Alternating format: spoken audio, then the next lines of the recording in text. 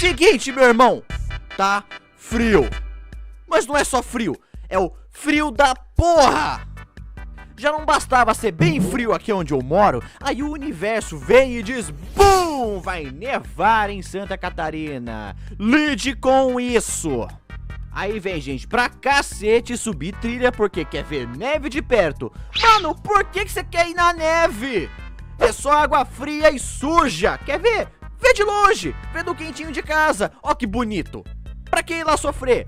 Ir lá no meio da neve só pra tirar fotinha pro Insta de boneco de neve que mais parece um aborto que sobreviveu? Você quer brincar na neve? Um boneco quer fazer. Você podia me ouvir e a porta abrir. Eu quero só te ver.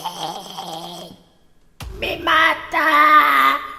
Outra coisa que não sei o que acontece no meu quarto, que basta eu tentar entrar nele que eu bato de cara numa parede sólida de ar frio. E eu ainda tenho que trabalhar dentro dele. Não dá não, mano. Eu não sei se essa parte da casa foi construída em cima de um cemitério indígena, se tem a droga de um dementador no meu armário, ou se abriu um portal pra Curitiba, ou tudo isso de uma vez. Mas o meu quarto é muito mais frio que o resto da casa. E antes que venha a galera do mas eu gosto de frio. Não, você não gosta.